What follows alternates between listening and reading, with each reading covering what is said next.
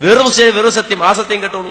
മഹാനായ ഒരു സയ്യിദ് സമീപകാലത്ത് ജീവിച്ചിരുന്ന മഹാനാണ്. മദീനയിൽ ചെന്നാൽ എപ്പോഴും നബിതങ്ങളെ കാണും. നബിതങ്ങള് സലാം മടക്കും.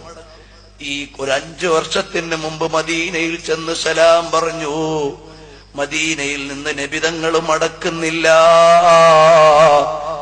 പൊട്ടിക്കരഞ്ഞിട്ട് ചോദിച്ചു, തങ്ങളെ എന്നോട് പിണങ്ങിയോ തങ്ങളെ? അള്ളാഹുവിന്റെ തൗഫീഖ് കൊണ്ട് ആ മാന ഞാൻ കണ്ടിട്ടുണ്ട്. പേര് ഞാൻ തൽക്കാലം പറയുന്നില്ല. ബഹുമാനപ്പെട്ടവര് ചോദിച്ചു, തങ്ങളെ തങ്ങൾ പിണങ്ങിയോ? മദീനയിൽ കിടന്നങ്ങ് കരഞ്ഞു, തങ്ങളെ പിണങ്ങല്ലേ നബിയേ, എന്റെ തെറ്റു തിരുത്തി തരണം നബിയേ. ഉടനെ മദീനയിൽ നിന്ന് റൗദയിൽ നിന്ന് മറുപടി, അനലർത്തയില വജിഹിംറഅത്തിൻ ഫിത്തിൽഫിസിയൂൻ. എടാ മോനെ, നീ ടെലിവിഷനിലൂടെ അന്യ പെണ്ണിനെ നോക്കിയല്ലോ. എന്നെ ഇഷ്ടമുണ്ടെങ്കിൽ നീ അത് നോക്കുമോ മോനെ? ഞാൻ പറഞ്ഞു, നബിയേ ഞാൻ സിനിമ കണ്ടതല്ല നബിയേ, വാർത്ത കേട്ടപ്പോ അറിയാതെ കണ്ടുപോയതാണ് നബിയേ.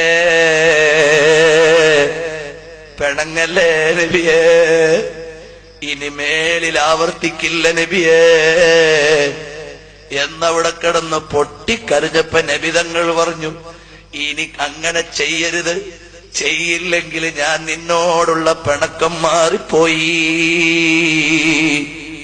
നമുക്കെന്ത് അർഹതയാണ് മുഅ്മിനീങ്ങളെ? എത്ര അന്യപുരുഷന്മാരുടെ ഔറത്തും അന്യപെണ്ണിന്റെ ഔറത്തും പരസ്പരം കാണുന്ന നമ്മളെ നബിതങ്ങൾ എടുക്കുമോ? സംശയമാണ്. എടുക്കുന്ന കാര്യം സംശയം തന്നെയാണ്. ഈ ജാതി പോക്കാണെങ്കിൽ ഉറപ്പായും എടുക്കൂല. ഏതായാലും നിലവിലുള്ള സമസ്തക്കാരാണെങ്കിൽ നാഴുതികളെ പെണ്ണിന്റെ വാർത്തയിട്ട് നടന്നവരാണ്. തീരെയും സലാം മടക്കുന്നതുമല്ല. ഒരു ചാൻസ് ഇനി കാണില്ല. നേരെ നബിയുടെ ഖബറെടുക്കോട്ട് ചെല്ല, അസ്സലാമു അലൈക്കും, എന്നിട്ട് ഖബർ സുഖമാണോ? നബി അവിടുന്ന് മറുപടി ഇങ്ങനെ ഡയറക്റ്റ് പറയാണ്.